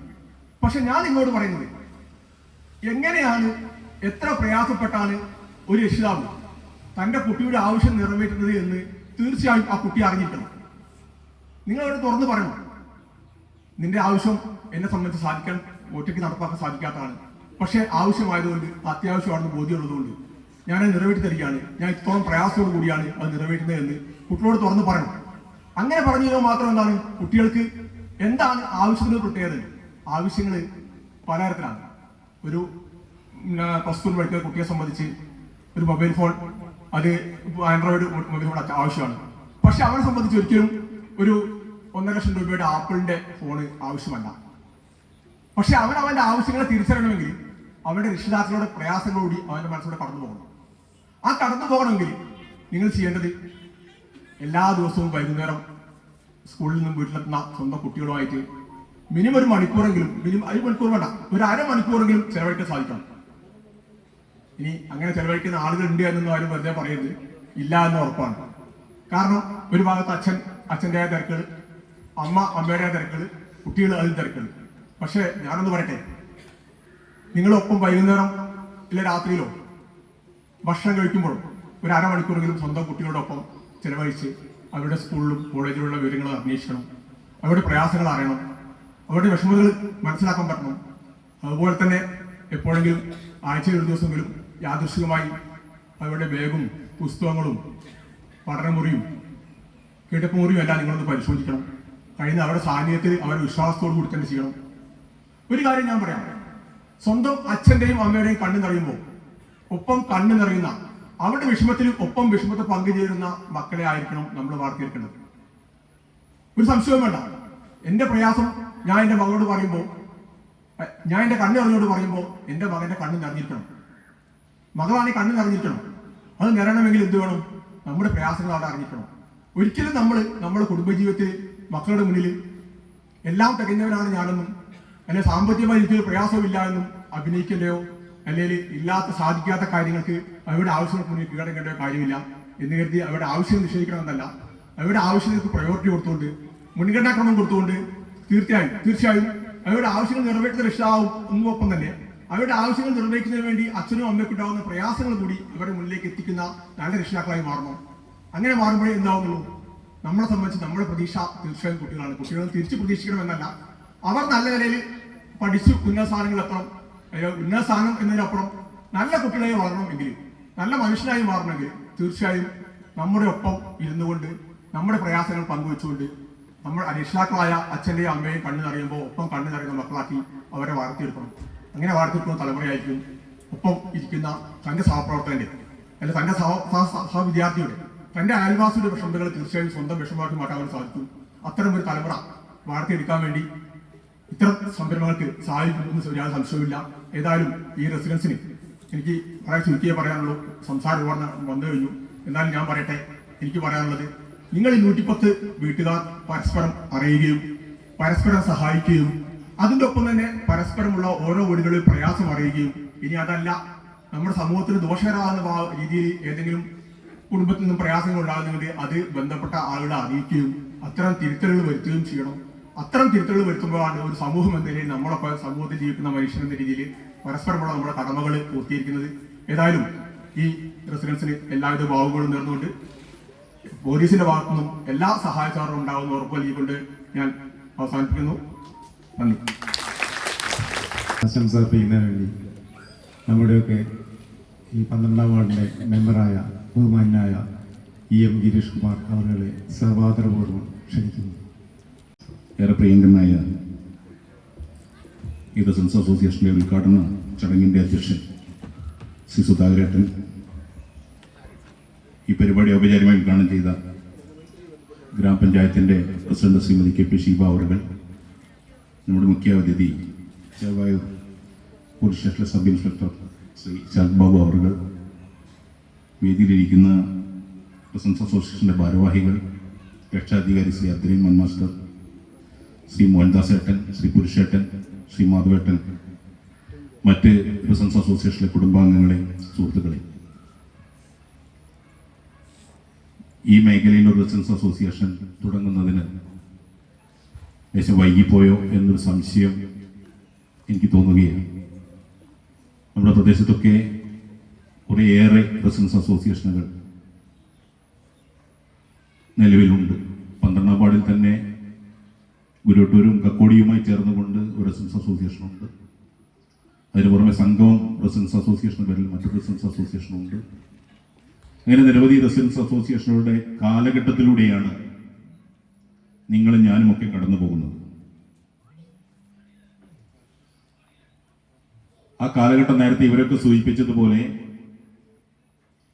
കാലം നമ്മുടെ വിളിക്കുന്നതിനനുസരിച്ച്, കാലം മാറുന്നതിനനുസരിച്ച്, കാലത്തിന്റെ യാത്രയ്ക്കൊത്ത് പോകുന്നതിന് വേണ്ടിയാണ് ഇത്തരം റെസിഡൻസ് അസോസിയേഷനുകൾ രൂപപ്പെട്ടു വരുന്നത് എന്ന് നമുക്കറിയാം. ഇവിടെ പ്രസംഗത്തിൽ അതൊക്കെ സൂചിപ്പിക്കുകയുണ്ടായി. നേരത്തെ റെസിഡൻസ് അസോസിയേഷൻ ആവശ്യമുണ്ടായിരുന്നില്ല. കാരണം 1 ഏക്കർ 2 ഏക്കർ സ്ഥലത്ത് 5 or 6 വീടുകൾ, ആ വീടുകൾ തമ്മിൽ നേരത്തെ പ്രസിഡന്റ് സൂചിപ്പിച്ചതുപോലെ ഒരു അടുക്കള ബന്ധമുണ്ടായിരുന്നു. ആ അടുക്കള ബന്ധങ്ങളൊക്കെ ഇന്ന് വിച്ഛേദിക്കപ്പെടുകയും 4ഉം 5ഉം സെന്റുകളിലേക്ക് ചുരുങ്ങിപ്പോവുകയും ആ ചുരുങ്ങിപ്പോകൽ മതിൽക്കെട്ടുകൾക്കുള്ളിലായി, ഗേറ്റുകൾക്കുള്ളിലായി മാറിപ്പോവുകയും ചെയ്യുന്ന കാലഘട്ടത്തിലൂടെ പോകുമ്പോഴാണ് റെസിഡൻസ് അസോസിയേഷനുകൾ പോലെയുള്ള സംഘടനകളുടെ ആവശ്യം നമ്മുടെ നാടിന് വന്നു ചേരുന്നത്. ഇന്നത്തെ പുതിയ തലമുറയെ ആരെങ്കിലും കണ്ടിട്ടുണ്ടോ? പുതിയ തലമുറ എന്ന് പറയുന്നത് എൻ്റെ വീട്ടിലെ എൻ്റെ മകനാണെങ്കിൽ, എൻ്റെ മകളാണെങ്കിൽ +2 കഴിഞ്ഞാൽ പിന്നെ അവനെ ആ പ്രദേശത്ത് ആരും കാണുകയില്ല. അവൻ ഉപരിപഠനത്തിന് വേണ്ടി മറ്റ് സ്റ്റേറ്റുകളിലേക്ക് പോവുകയും, ആ കുട്ടിയെ നേരത്തെ ചോദിച്ചു, ഈ റെസിഡൻസ് അസോസിയേഷനിലെ 110 വീടാണെങ്കിൽ ആ 110 വീടുകളെയും പൂർണ്ണമായും അറിയുന്ന എത്ര പേരുണ്ട്? ആ വീട്ടിലെ മുഴുവൻ അംഗങ്ങളെയും അറിയുന്ന എത്ര പേരുണ്ടെന്ന് ചോദിച്ചാൽ ഒരാൾ പോലും ഉണ്ടാവില്ല എന്നതാണ് സത്യം. തിരിച്ചു വന്നാൽ അവൻ വീണ്ടും ആ സ്റ്റേറ്റിലേക്കോ അല്ലെങ്കിൽ മറ്റു സ്റ്റേറ്റിലേക്കോ അല്ലെങ്കിൽ രാജ്യത്തിന് പുറത്തേക്കോ പോവുകയും. ഇവിടെ നേരത്തെയൊക്കെ നമ്മുടെ നാട്ടിലൊക്കെ ഉണ്ടായിരുന്ന ഒരു പരസ്പര ബന്ധവും സ്നേഹവും ഒക്കെ നമുക്ക് നഷ്ടപ്പെട്ടുകൊണ്ടിരിക്കുകയാണ്. ഇങ്ങനെ നഷ്ടപ്പെടുന്ന സ്നേഹവും ശരി കൂട്ടിച്ചേർക്കലാണ് റെസിഡൻസ് അസോസിയേഷനെ പോലെയുള്ള സംഘടനകളുടെ അല്ലെങ്കിൽ കൂട്ടായ്മകളുടെ പങ്ക് എന്ന് ഞാൻ നിങ്ങളോട് പറയാൻ ആഗ്രഹിക്കുന്നു. ഇവിടെ പണ്ട് മാതാമൃതാനന്ദമയി ദേവിയുടെ ഒരു ജന്മദിന പ്രഭാഷണത്തിൽ ഞാൻ അമൃത ടിവിയിൽ കേട്ടിട്ടുണ്ട്. അമ്മ പറഞ്ഞത്, നമുക്കിന്ന് മുഖത്തോട് മുഖം നോക്കാൻ സമയമില്ല, പക്ഷെ രാത്രിയിലും പകലും ഫേസ്ബുക്കിൽ കാര്യങ്ങൾ ഷെയർ ചെയ്യാനും പങ്കുവെക്കാൻ നമുക്ക് മണിക്കൂറുകൾ ചിലവഴിക്കാൻ നമ്മുടെ മുന്നിൽ സമയമുണ്ട്. അടുത്ത വീട്ടിൽ എന്ത് നടക്കുന്നു എന്ന് നോക്കാൻ, അവൻ ഇന്ന് ഭക്ഷണം കഴിച്ചിട്ടുണ്ടോ, അവന്റെ കുട്ടി ഇന്ന് സ്കൂളിൽ പോയിട്ടുണ്ടോ, അവന്റെ രോഗത്തിന് ശമനമുണ്ടോ എന്ന് നോക്കാൻ നമുക്ക് സമയമില്ല. പക്ഷെ ഫേസ്ബുക്കിൽ അന്യന്റെ പ്രൊഫൈൽ തിരയാനും അവനിട്ട കമന്റുകൾക്ക്, അവനിട്ട പോസ്റ്റുകൾക്ക് കമന്റ് ചെയ്യാനും ഒക്കെ നമ്മൾ നിരവധി സമയം രാത്രിയും പകലും ഒക്കെ ചിലവഴിക്കുമ്പോൾ നമ്മുടെ തൊട്ടപ്പുറത്തുള്ള മതിൽക്കെട്ടിനപ്പുറത്തുള്ള ആ വീട്ടിലെ കുട്ടിക്ക് ആവശ്യമായി വിദ്യാഭ്യാസം ലഭിക്കുന്നുണ്ടോ എന്ന് നോക്കാനും, അവന്റെ മുഖത്ത് നോക്കാനും, അവന്റെ പട്ടിണിയുണ്ടോ എന്ന് നോക്കാനും നമുക്ക് സമയമില്ല എന്ന് അമ്മ പറഞ്ഞ് ഞാൻ ഓർക്കുകയാണ്. ആ കാലഘട്ടത്തിൽ നമ്മുടെ സമൂഹം ചുരുങ്ങിപ്പോയിരിക്കുന്നു. ആ സമൂഹത്തെ നമുക്ക് വീണ്ടും, പ്രത്യേകിച്ച് നേരത്തെ പ്രസിഡന്റ് സൂചിപ്പിച്ച്, നമ്മുടെ ഗ്രാമാന്തരീക്ഷം വിട്ട് നഗരാന്തരീക്ഷത്തിൽ നമ്മൾ ദിനംപ്രതി മാറിക്കൊണ്ടിരിക്കുകയാണ്. നമ്മുടെ സംസ്കാരവും രീതിയും ഒക്കെ ആ രീതിയിലേക്ക് മാറുകയാണ്. നമ്മൾ ഇന്ന് കോഴിക്കോട് കോർപ്പറേഷൻ തൊട്ടുകിടക്കുന്ന ഗ്രാമപഞ്ചായത്ത് എന്നതിലേക്ക് ആ ഒരു ട്രെൻഡ് നമ്മുടെ കക്കോടി ഗ്രാമത്തെയും ബാധിക്കുക. പ്രസിഡന്റ് പറഞ്ഞ സത്യം, നമ്മുടെ ഈ പ്രദേശത്തെയൊക്കെ വരുമ്പോഴാണ് വയലുകളും ഗ്രാമങ്ങളും ഗ്രാമീണ ഭംഗിയും ഒക്കെ നമുക്ക് ആസ്വദിക്കാൻ വേണ്ടി സാധിക്കുന്നത്. അല്ലെങ്കിൽ ചെറുകുളം ഭാഗത്ത്, ബദരൂർ ഭാഗത്തേക്ക് പോകുമ്പോഴാണ് നമുക്ക് നമ്മുടെ ഗ്രാമത്തിന്റെ ഭംഗി മനസ്സിലാവുന്നത്. ആ ഭംഗികൾ ഇന്ന് നഷ്ടപ്പെട്ടുകൊണ്ട് വയലുകൾ നികത്തപ്പെട്ട് അവിടെ വീടുകൾ, വലിയ വീടുകൾ വരുന്നത് നമ്മൾ ദിവസം പ്രതി കാണുകയാണ്. അവിടെ നമ്മുടെ ഗ്രാമത്തിന്റെ ഭംഗി നഷ്ടപ്പെടുകയാണ്. നമ്മുടെ നേരത്തെ ഉണ്ടായിരുന്ന ആ ശീലങ്ങളൊക്കെ മാറ്റപ്പെടുകയാണ്. അവിടെയൊക്കെ അതിർവരമ്പുകൾ അല്ലെങ്കിൽ മതിൽക്കെട്ടുകൾ നമുക്കിടയിൽ നമ്മുടെ ബന്ധങ്ങളെ ഇല്ലായ്മ ചെയ്യാം. നമ്മളൊരു ഒറ്റ ഉദാഹരണം ഞാൻ പറയുന്നു. പഴയകാലത്ത്, എൻ്റെ കുട്ടിക്കാലത്ത് ഞാൻ ഇപ്പോൾ ഓർക്കുന്ന, ഒരു വിവാഹം അടുത്ത വീട്ടിൽ നടക്കുകയാണെങ്കിൽ ഒരു 2 ആഴ്ച നമ്മുടെ ആ വിവാഹ വീട്ടിലാണ്. അവിടെ നിലത്തെ പുല്ല് ചെത്തുന്നത് ഉൾപ്പെടെയുള്ള പരിപാടികൾ, പന്തലിടുന്നത് വരെയുള്ള ആളുകൾ, അത് കഴിഞ്ഞ് സദ്യവട്ടം ഒരുക്കുന്ന ആളുകൾ, വിളമ്പുന്ന ആളുകൾ ഒക്കെ കഴിഞ്ഞ് പാത്രം കഴുകി വണ്ടിയിൽ കയറ്റി ആ സ്പോട്ടിൽ എത്തിച്ചു കൊടുക്കുന്ന, ആ ഷോപ്പിൽ എത്തിച്ചു കൊടുക്കുന്നത് വരെയുള്ള പ്രവർത്തനങ്ങൾ, പിറ്റേ സൽക്കാരമുണ്ടെങ്കിൽ അതിന്റെ പ്രവർത്തനങ്ങൾ ഒക്കെ ഏറ്റെടുത്തുകൊണ്ട് നാട്ടിലെ ജനങ്ങൾ ഒരു കൂട്ടായ്മയായിരുന്നു. ഇന്ന് നമ്മുടെ വീട്ടിൽ നിന്ന് അടുത്തൊരു പരിപാടി ഉണ്ടെങ്കിൽ വൈകുന്നേരം റിസപ്ഷൻ ആണെങ്കിൽ കൈ കഴുകിയിട്ടാണ് നമ്മൾ പോകാറ്. കൈ കയറാൻ സമയം ഉണ്ടാവില്ല. കൈ കഴുകി നമ്മൾ നേരെ പോയി പ്ലേറ്റ് എടുത്ത് ബൊഫയിൽ ഭക്ഷണം വാങ്ങി ഭക്ഷണം കഴിച്ച് എന്തെങ്കിലും ഒരു കവർ, ആ ബോക്സിൽ, കയ്യിലെ പരിപാടിയൊക്കെ നിർത്തി ഇപ്പൊ ബോക്സിൽ നിക്ഷേപിച്ച് നമ്മൾ പോരുക. അവിടെ പോലും ബന്ധങ്ങൾ നഷ്ടപ്പെടുക. കാരണം നമ്മൾ നേരത്തെ കയ്യോ കൊടുത്ത് പൈസ ഒന്നും മെല്ലെ നമ്മൾ അറിഞ്ഞ് അയാളെ കൈമ പിടിപ്പിച്ചിട്ടാ പോരും. ഇപ്പൊ അതില്ല. ഇപ്പൊ ബോക്സിൽ നിക്ഷേപിക്കുക, നിങ്ങൾ ഭക്ഷണം കഴിക്കുക, നിങ്ങൾ ഏരിയയും പോയിക്കോളുക. അവിടെയും നമ്മൾ ബന്ധങ്ങൾ നഷ്ടപ്പെട്ടുകൊണ്ടിരിക്കും. ആ ബന്ധങ്ങളിലേക്ക് നമുക്ക് കൊണ്ടുവരണമെങ്കിൽ ഇതുപോലുള്ള കൂട്ടായ്മകളിലൂടെ മാത്രമേ ഇനി സാധിക്കൂ എന്ന തിരിച്ചറിവാണ് ഇതുപോലുള്ള റെസിഡൻസ് അസോസിയേഷൻ നാടുകളിൽ വർദ്ധിച്ചു വരുന്നത്. അതുപോലെ തന്നെ സാർ സൂചിപ്പിച്ചതുപോലെ ഇത് നമ്മുടെ സ്നേഹത്തിന്റെ കൂട്ടായ്മ മാത്രമല്ല, നമ്മുടെ സമൂഹത്തിലെ അരാജകത്വങ്ങൾക്കെതിരെ വർദ്ധിച്ചു വരുന്ന ഇപ്പോഴുള്ള മയക്കുമരുന്ന് മദ്യലോബികൾക്കെതിരെ, അതുപോലെ തന്നെ നമ്മുടെ നാട്ടിലെ വികസന പ്രവർത്തനങ്ങൾക്ക് ഇപ്പോൾ ഗ്രാമപഞ്ചായത്ത് മെമ്പർ എന്ന നിലയ്ക്ക് എന്നെ ഇവിടെയുള്ള ഒരുപാട് ആളുകൾ പല വിധത്തിൽ സഹായിക്കാറുണ്ട്. അതുപോലെ പൊതുപ്രവർത്തനങ്ങളിൽ നമ്മളതിന് അവരുടെ ദുരിതം കണ്ടതാണ്. ആ ദുരിതം കണ്ട് കഴിഞ്ഞ വർഷമല്ല, അതിന് മുമ്പിലത്തെ വെള്ളപ്പൊക്കത്തിൽ ഞാനും നിങ്ങളെ ഇപ്പോഴത്തെ സെക്രട്ടറി റസാക്കായും, അന്ന് നിങ്ങളെ റെസിഡൻസ് അസോസിയേഷൻ രൂപീകരിച്ചിട്ടില്ല, റസാക്കായും കൂടി ഒപ്പുചേരണം നടത്തി. അന്നത്തെ എയിനെ വിളിച്ചു, പേയ് പറഞ്ഞു നിങ്ങൾ വേഗം ഒരു ഒപ്പുചേരണം നടത്തി തരൂ, നമുക്ക് എന്തെങ്കിലും ഫണ്ട് വെക്കാം. ഇപ്പോഴത്തെ അശിന്ത സെയ് അത് വളരെ താല്പര്യമെടുത്തു. കഴിഞ്ഞ തവണ വെള്ളപ്പൊക്കം ഉണ്ടായപ്പോൾ അതിന്റെ ഭീകരത ഓവർസിയറെ വിളിച്ചു വരുത്തി എയ്ക്ക് എന്ന് വരാൻ സാധിച്ചിരുന്നു. അയാളെ വീട്ടിലും വെള്ളം കയറിയൊക്കെ പുറത്തിറങ്ങാൻ കഴിയാത്ത അവസ്ഥയായിരുന്നു. ആ ഓവർസിയറെ നമ്മളത് നേരിട്ട് കാണിച്ചു കൊടുത്ത് അവരെ ബോധ്യപ്പെടുത്തി സ്ഥാനത്തിലാണ് നമുക്ക് ആ ലക്ഷം അനുവദിച്ച് കിട്ടിയത് എന്നുകൂടി നിങ്ങൾ ഓർക്കണം. അവിടെയൊക്കെ ഒരു കൂട്ടായ്മയാണ്. റെസിഡൻസ് അസോസിയേഷൻ ആണെങ്കിൽ അവരുടെ നേതൃത്വത്തിലുള്ള കൂട്ടായ്മ. അങ്ങനെ നാടിന്റെ വികസനങ്ങളിൽ കൂടി അത് കക്ഷി രാഷ്ട്രീയ ഭേദമന്യേ എല്ലാത്തിലും നാളുകളിലും നിങ്ങളുടെ റെസിഡൻസ് അസോസിയേഷന്റെ ഭാഗത്ത് നിന്ന് ഉണ്ടാവണം എന്നാണ് എനിക്ക് സൂചിപ്പിക്കാനുള്ളത്. അതുപോലെ തന്നെ നമ്മുടെ അടുത്ത ഞായറാഴ്ച വൈകിട്ട് 5 മണിക്ക് CMK അസോസിയേഷൻ മുഴുവൻ അംഗങ്ങളെയും ഞാൻ ആ പരിപാടിയിലേക്ക് ക്ഷണിക്കുകയാണ്. അതുപോലെ തന്നെ ഈ പ്രാവശ്യത്തെ മെയിൻ്റെനൻസ് ഫണ്ടിൽ നമ്മുടെ ഈ റോഡിന്റെ ഏതാണ്ട് എനിക്ക് തോന്നുന്നു നിങ്ങളുടെ പരിധി വരെ രാജേട്ടന്റെ വീട് വരെയുള്ള ഭാഗം നമുക്കത് റീടാർജ് ചെയ്യാനുള്ള ഫണ്ട് കൂടി നമ്മൾ വകയിരുത്തിയിട്ടുണ്ട് എന്ന കാര്യം കൂടി സൂചിപ്പിച്ചുകൊണ്ട് ഞാൻ വാക്കുകൾക്ക് വിരാമിടുന്നു. നിങ്ങളുടെ ഈ പുതിയ ഉദ്യമത്തിന് കലാത്തി റെസിഡൻസ് അസോസിയേഷന്റെ മുന്നോട്ടുള്ള പ്രയാണത്തിൽ ഞാനും ഉണ്ടാകും എന്ന് ഉറപ്പു നൽകിക്കൊണ്ട് ഞാൻ നിർത്തുന്നു. നിങ്ങളുടെ ഈ പരിപാടിക്ക് എല്ലാവിധ ആശംസകൾ അർപ്പിച്ചുകൊണ്ട് നിർത്തുന്നു. ജയ് ഹിന്ദ്. ലോഗോ തിരഞ്ഞെടുക്കപ്പെട്ടതിൽ അതിന് സമ്മാനാർഹമായ നമ്മുടെ റെസിഡൻസ് അസോസിയേഷൻ മെമ്പർ കൂടിയായ രഞ്ജിത്ത് പണിക്കറെ ആ സമ്മാനം ഏറ്റുവാങ്ങുന്നതിന് വേണ്ടി എക്സിക്യൂട്ടീവ് മെമ്പർ കൂടിയായ രഞ്ജിത്ത് പണിക്കറെ ആ സമ്മാനം ഏറ്റുവാങ്ങുന്നതിന് വേദിയിലേക്ക് ക്ഷണിക്കുന്നു. സമ്മാനദാനം നൽകുന്ന ബഹുമാന്യ ഗ്രാമപഞ്ചായത്ത് പ്രസിഡന്റ് KP. നല്ല കയ്യിലൊടുക്കി.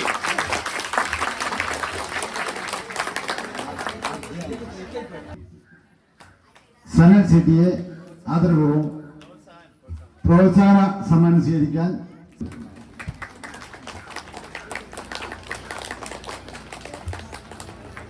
നേടിയത് ആദ്യ അനീഷിനെ ഈ വേദിയിലേക്ക് സമ്മാനം സ്വീകരിക്കുവാനായി ക്ഷണിക്കുന്നു. അത് നൽകുന്നത് നമ്മുടെ വാർഡ് മെമ്പർ ബഹുമാന്യായ ശ്രീ EM ഗിരീഷ് കുമാർ അവർകളാണ്. അദ്ദേഹത്തെ സന്ദീപ് സെബാസ്റ്റ്യൻ അവരെ ക്ഷണിക്കുന്നു. വിശിഷ്ട വ്യക്തികളെ, ഇപ്പൊ അടുത്ത കാലത്തായിട്ടാണ് റെസിഡൻസ് അസോസിയേഷനുകൾ രൂപീകരിച്ചുള്ള ഒരു പ്രവർത്തനവുമായിട്ട് എല്ലാ നാട്ടിലുമുണ്ട്. അതിൽ ചില കാര്യങ്ങൾ ഞാൻ പറയാം. എൻ്റെയൊക്കെ ചെറുപ്പത്തിൽ നാട്ടിലുള്ള എല്ലാ ആൾക്കാരെയും എനിക്ക് പരിചയമുണ്ട്, എന്നെയും എല്ലാവർക്കും അറിയാം. നാട്ടിൽ എന്തെങ്കിലും ഒരു ചെറിയ പ്രശ്നങ്ങൾ നമ്മൾ പെട്ടു കഴിഞ്ഞാൽ നമ്മൾ വീടെത്തുമ്പോഴേക്കും അച്ഛനും അമ്മയും അത് അറിഞ്ഞിരിക്കും. ഇപ്പൊ കൂട്ടുകാരുമായിട്ട് അടി ഉണ്ടാക്കുകയാണെങ്കിലും വീട്ടിലെത്തി കഴിഞ്ഞാൽ ഇത് അറിഞ്ഞാൽ അച്ഛൻ്റെ അമ്മേൻ്റെ വക വേറൊരടി ഉറപ്പാണ്. ഇപ്പോൾ പോലീസിൽ പലതരം കുറ്റകൃത്യങ്ങൾ നടക്കുമ്പോഴും ഞങ്ങൾ ആദ്യം പോയി നോക്കുന്നത് അവിടെ CCTV ക്യാമറ ഉണ്ടോ എന്നുള്ളതാണ്. ഒട്ടുമിക്ക സ്ഥലത്തും ഈ CCTV ക്യാമറകളുണ്ട്. അത് നമുക്ക് ഒരുപാട് ഉപകാരപ്രദമാകുന്നുണ്ട്. പല കേസിന്റെ കാര്യത്തിലും നമുക്ക് പ്രതികളെ കിട്ടുന്നതിനും പ്രതിയിലേക്ക് എത്തുന്നതിനുമായ പല വിവരങ്ങളും CCTV വഴി കിട്ടുന്നുണ്ട്. റെസിഡൻസിന്റെ ചെയ്യേണ്ട ഒരു പ്രവർത്തനം നിങ്ങളുടെ നാട്ടിലെ CCTVകളാണ്. നിങ്ങൾ ആ റെസിഡൻസിലെ എല്ലാവരുമായിട്ടൊരു നല്ല ബന്ധം ഉണ്ടാക്കിയെടുക്കുകയും തൊട്ടടുത്ത വീട്ടിൽ ഒരു സംശയം എന്തെങ്കിലും നിങ്ങൾക്ക് തോന്നുകയാണെങ്കിൽ നിങ്ങളത് ഷെയർ ചെയ്യുക. നിങ്ങൾക്ക് ഇടപെടാൻ ബുദ്ധിമുട്ടുണ്ടെങ്കിൽ അത് പോലീസിനെ നിങ്ങൾക്ക് അറിയിക്കാം. അപ്പൊ ഞാൻ 2-3 നമ്പറുകൾ തരാം. നിങ്ങൾ എല്ലാവരും ഒന്ന് മൊബൈൽ ഫോണിലൊന്ന് സേവ് ചെയ്ത് വെക്കുക. പല മീറ്റിംഗിന് മുമ്പ് ആൾക്കാർ പറയും എൻ്റെ വീടിൻ്റെ അടുത്ത് ചില ലഹരിയുമായിട്ട് ബന്ധപ്പെട്ട ചില പ്രശ്നങ്ങളുണ്ട്. അപ്പൊ അതിൻ്റെ ഒരു നമ്പറാണ് നിങ്ങൾ നോട്ട് ചെയ്തത് പറയാം. ഈ നമ്പർ വാട്സാപ്പ് സേവനം മാത്രമേ നമ്പർ നോട്ട് ചെയ്യുക. 99 എഴുതി വെച്ചോളൂ. 9995966666. യോദ്ധാവ് എന്നാണ് ഈ വാട്സാപ്പ് നമ്പർ കേരള പോലീസ് അവതരിപ്പിച്ചത്. ഇതിൽ നിങ്ങൾ മെസ്സേജ് അയക്കുമ്പോൾ ഒരു കാര്യം ശ്രദ്ധിക്കണം, ആര് എപ്പോൾ എവിടെ. ഉദാഹരണത്തിന് പറയുകയാണെങ്കിൽ കനാലിന്റെ സൈഡിൽ ദിവസവും വൈകിട്ട് 4 മണിക്ക് അപ്പൊ നമ്മൾ രൂപം പറയും, ഒരു സ്ഥിരമായിട്ട് ജീൻസും ബനിയനും ഉപയോഗിക്കുന്ന ഒരാൾ ആര് എന്നുള്ളത് മനസ്സിലായില്ലേ? ഇനി എപ്പോൾ അപ്പൊ പറയാം സമയം. അതായത് തീരത്തിൽ കുറച്ച് മുമ്പോട്ട് പോകുമ്പോൾ 24 നമ്പർ KSAB പോസ്റ്റിന്റെ അടുത്താണ് ഉണ്ടാവുക. അപ്പൊ സ്ഥലവും ആരും മനസ്സിലായി, എവിടെ എന്നുള്ള കാര്യങ്ങളും അതിൽ വന്നു. ഇതൊന്ന് നിങ്ങൾ വാട്സാപ്പിൽ നിങ്ങൾ അയച്ചു കഴിഞ്ഞാൽ അതിന് നടപടി ഉണ്ടാവും. നമ്പർ ഇനിയിപ്പോൾ ഡൗൺലോഡ് കിട്ടിയില്ലേ? ഇനി മറ്റൊരു നമ്പറാണ് നമ്മുടെ പോലീസിന്റെ വേറെ പദ്ധതിയാണ് സ്മൈൽ. ഈ കുട്ടികളുമായിട്ട് ബന്ധപ്പെട്ട് എന്ത് പ്രശ്നങ്ങളുണ്ടെങ്കിലും നിങ്ങൾക്ക് വിളിക്കാം. കുട്ടികൾക്ക് ആവശ്യമായ കൗൺസിലിംഗ് എല്ലാ സൗകര്യങ്ങളും അതിൽ കിട്ടും. ഈ നമ്പർ നോട്ട് ചെയ്തത് 94 97 900 200. സ്മൈൽ എന്നാണ് ഈ പദ്ധതിയുടെ പേര്. കുട്ടികളുമായിട്ട് ബന്ധപ്പെട്ട് എന്ത് പ്രശ്നങ്ങളുണ്ടെങ്കിലും നിങ്ങൾക്ക് ഈ നമ്പറിൽ ബന്ധപ്പെടാം. അവർ നിങ്ങളെ കോൺടാക്ട് ചെയ്തോളും. കുട്ടിക്ക് എന്താ ആവശ്യമുള്ളതെന്ന് വെച്ചാൽ അവർ ചെയ്യും. എല്ലാവരും നിർബന്ധമായിട്ട് എൻ്റെ അഭിപ്രായത്തിൽ കുട്ടികൾ പഠിക്കുന്ന മുറിയുടെ ഒരറ്റത്ത് ഈ നമ്പർ ഒന്ന് എഴുതി വെച്ചാൽ നന്നായിരിക്കും. പിന്നെ ഞാനിവിടെ വന്നത് അവിചാരിതമായിട്ടാണ് ചരട് സാർ പറഞ്ഞത് ഇങ്ങനൊരു പ്രോഗ്രാം ഉണ്ട്. അപ്പൊ നമ്മുടെ Kozhikode city police no never എന്നൊരു പദ്ധതി, ഒരു പ്രൊജക്ട് തുടങ്ങിയിട്ടുണ്ട്. നിലവിലിപ്പോൾ നമ്മുടെ എല്ലാ സ്റ്റേഷനുകളിലും ലഹരിയുമായിട്ട് ബന്ധപ്പെട്ട് വരുന്നവരുടെ ഒരു പ്രായം എന്ന് പറഞ്ഞാൽ ഒരു +2 കഴിഞ്ഞൊരു 18, 19, 20, 21, 22, 23 ഈ പ്രായത്തിലുള്ള കുട്ടികളാണ് ലഹരിയുമായിട്ട് ബന്ധപ്പെട്ട കേസുകളിൽ ഏറ്റവും കൂടുതൽ സ്റ്റേഷനിൽ വരുന്നത്. ഇവര് ചെറുപ്പത്തിൽ വീട്ടിലെ കുടുംബ പ്രശ്നങ്ങളെ തുടർന്ന് വഴിതെറ്റിപ്പോയതുണ്ട്, പിന്നെ പഠനത്തിൽ മോശമായിട്ട് വഴിതെറ്റിപ്പോയതുണ്ട്, പിന്നെ ചില കെണികളിൽ പെട്ട് ഇങ്ങനെ ഈ ഒരു അവസ്ഥയിലേക്ക് എത്തിച്ചേർന്നുണ്ട്. അപ്പോൾ ഇവരുമായിട്ടാണ് ഞങ്ങൾ ഇനി ഭാവിയിൽ നിങ്ങൾക്ക് തന്നെയാണ് നിങ്ങളുടെ ചുറ്റുപാട് പലരോടും ചോദിക്കുമ്പോൾ ആരും ഇപ്പോൾ നിങ്ങളുടെ ചുറ്റുവട്ടത്തിൽ ഒരാൾ ലഹരി ഉപയോഗിക്കുന്നുണ്ടെങ്കിൽ നിങ്ങൾ ആരും ഇടപെടില്ല. എന്താ ചെയ്യുക? നേരെ പോലീസിനെ വിളിച്ചു പറയും. പോലീസ് പിടിച്ചാൽ അത് നിയമത്തിന്റെ വഴിക്ക് പോകും. പക്ഷെ അവിടെ തിരുത്താനുള്ളൊരു ശക്തിയായിട്ട് റെസിഡൻസുകൾ മാറണം. അപ്പൊ ഈ നോ നമ്പർ പദ്ധതിയായിട്ട് ബന്ധപ്പെട്ട് 1 കൊല്ലം നീളുന്ന പരിപാടികളാണ് സിറ്റി പോലീസ് ചെയ്തിരിക്കുന്നത്. ഇപ്പോൾ 2-3 പരിപാടികളൊക്കെ ഞങ്ങൾ നടത്തിയിട്ടുണ്ട്. അപ്പൊ ഈ 2 നമ്പറുകൾ നോട്ട് ചെയ്യുക. പിന്നെ ഒരു പൊതുവായ നമ്പറാണ് പോലീസിന് 112. നിങ്ങൾ വിളിച്ചാൽ ഒരു 5-10 മിനിറ്റ് കൊണ്ട് പോലീസ് നിങ്ങളുടെ അടുത്തെത്തും. അപ്പോൾ ഈ റെസിഡൻസ് ഒക്കെ ഉള്ള സ്ഥിതിക്ക് നിങ്ങൾ ഇവിടുത്തെ ഒരു ചെറിയ പോലീസാണ്. ഈ കഴിഞ്ഞ ഓണാവധിക്കാലത്ത് ഒരു 10 ദിവസത്തോളം ചേവാ സ്റ്റേഷൻ ലിമിറ്റിലെ ഒരുപാട് വീടുകൾ കള്ളം തരിയുണ്ട്. അതായത് ഇപ്പൊ ന്യൂ ഇയർ വരികയാണ്, ക്രിസ്മസ് വരികയാണ്. അപ്പൊ കുറെ ആൾക്കാരൊക്കെ വീട് പൂട്ടി പോകും. പണ്ടൊക്കെ എന്താ, വീട് പൂട്ടി കഴിഞ്ഞാൽ നമ്മൾ അടുത്ത വീട്ടിൽ പറയും. ഇപ്പൊ അങ്ങനെയല്ല. ഇപ്പൊ എന്താ പറയുന്നത്? നേരെ പോലീസിൽ അറിയിക്കുക, ഞങ്ങൾ വന്ന് നോക്കും.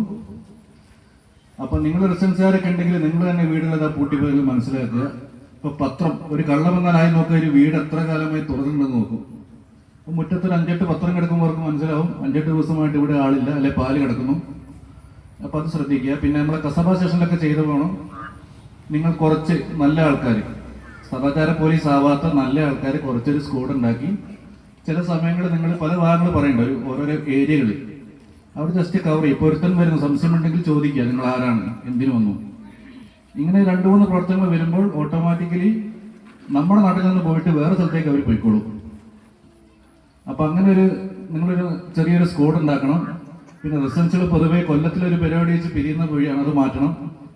ചെറിയ കുട്ടികളുണ്ടെങ്കിൽ ചെറിയ മുതൽ മുടക്കുള്ള കാര്യങ്ങളുണ്ട്. ഒരു 10 രൂപയുടെ ട്രോഫി വാങ്ങിയിട്ട് കുട്ടികൾക്ക് വേണ്ടി ഒരു ചിത്രരചനാ മത്സരം നടത്താം. അങ്ങനെ പല ഒരു കിസ് നടത്തുക, ഒരു മത്സരം കൊടുത്താൽ കുട്ടികൾക്ക് എല്ലാവർക്കും തമ്മിൽ കാണാനും ബന്ധപ്പെടാനും ഉള്ളൊരു അവസരമാവും. എന്തായാലും ഈ ഒരു മീറ്റിംഗ് നടത്തി ഇവിടെ നല്ലൊരു തുടക്കമാവട്ടെ എന്ന് ആശംസിക്കുന്നു. എല്ലാവിധ ഭാവങ്ങളും നേരുന്നു. നന്ദി, നമസ്കാരം. അടുത്തായി ഈ പരിപാടിക്ക് ആശംസ അർപ്പിക്കുന്നതിന് വേണ്ടി നമ്മുടെ കനാൽ തീരം റെസിഡൻസ് അസോസിയേഷന്റെ രക്ഷാധികാരി കൂടിയായ ബഹുമാനപ്പെട്ട KP അബ്ദുറഹ്മാൻ മാസ്റ്ററെ സർവാദരപൂർവ്വം ക്ഷണിക്കുന്നു.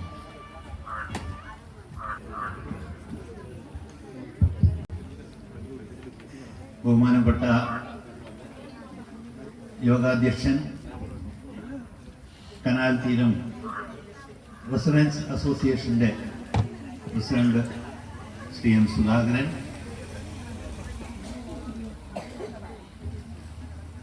നമ്മുടെ ഉദ്ഘാടകയായിരുന്ന ശ്രീമതി KP ഷീബ അവറുകൾ, ചേവായൂർ സ്റ്റേഷൻ സബ് ഇൻസ്പെക്ടർ, വേദിയിലിരിക്കുന്ന മറ്റ് ബഹുമാന്യരെ, ഏറ്റവും പ്രിയപ്പെട്ട കനാൽ തീരം റെസിഡൻസ് അസോസിയേഷനിലെ അംഗങ്ങളെ, എക്സിക്യൂട്ടീവ് അംഗങ്ങളെ, പിഞ്ചുമക്കളെ, അങ്ങനെ നമ്മൾ ഏറെക്കാലത്തെ പ്രയത്നത്തിന് ശേഷം നമ്മുടെ റെസിഡൻസ് അസോസിയേഷന്റെ ഉദ്ഘാടന കർമ്മം നിർവഹിക്കപ്പെട്ടിരിക്കുകയാണ്.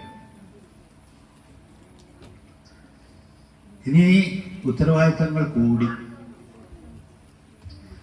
ഇന്നലെ വരെയുള്ള അവസ്ഥയല്ല ഇനി അങ്ങോട്ടുള്ള സമയങ്ങൾ. സാധാരണ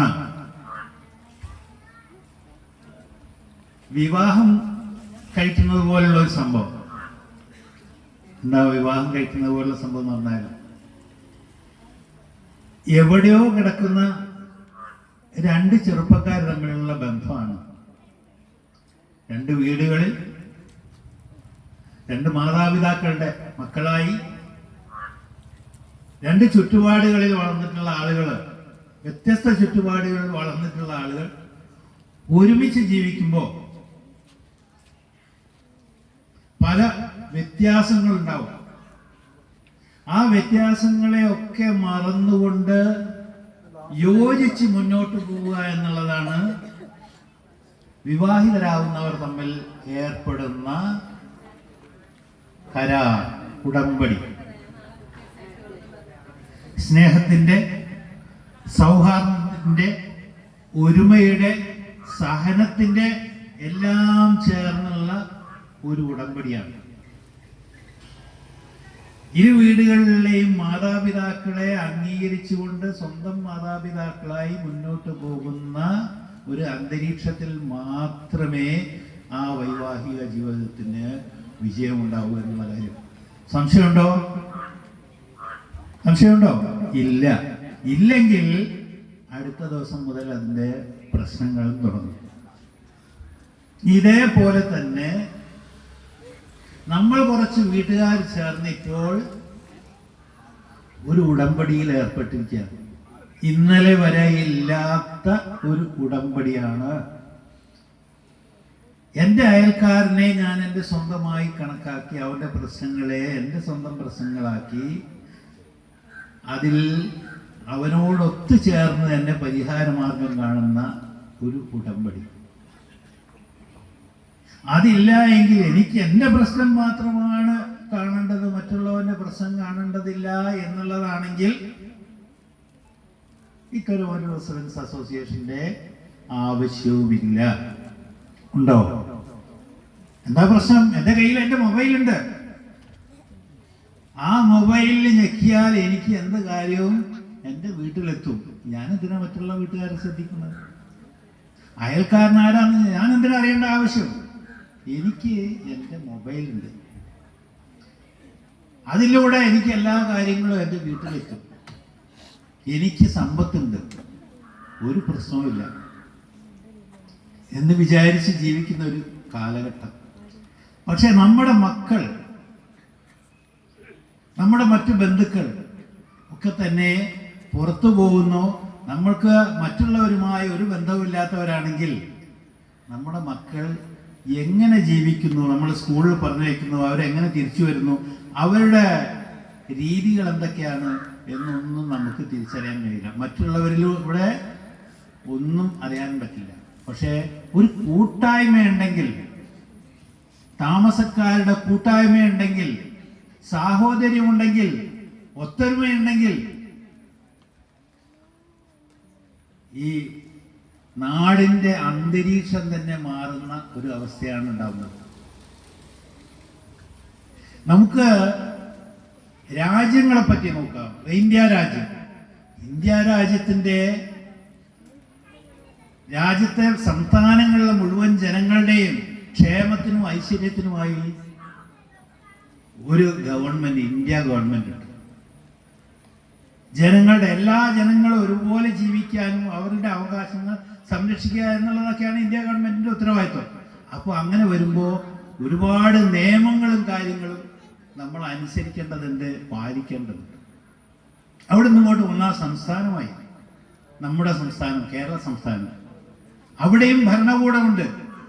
ആ ഭരണകൂടത്തിനും അധികാരങ്ങളുണ്ട്. ഈ നിയമങ്ങൾ ലംഘിക്കുന്നവരെ ശിക്ഷിക്കാനുള്ള അധികാരവും സർക്കാരിനുണ്ട്. അതിന് പോലീസുണ്ട്, നിയമമുണ്ട്, മറ്റു സംവിധാനങ്ങളുണ്ട്. ഈ സർക്കാരുകളെ ഒക്കെ തന്നെ സഹായിക്കുക എന്നുള്ള ചുമതല ആ രാജ്യത്തെ പൗരന്മാരായിട്ടുള്ള, സംസ്ഥാനത്തെ പൗരന്മാരായിട്ടുള്ള നമ്മുടെ ചുമതലയാണ്. അങ്ങനെ വന്നാൽ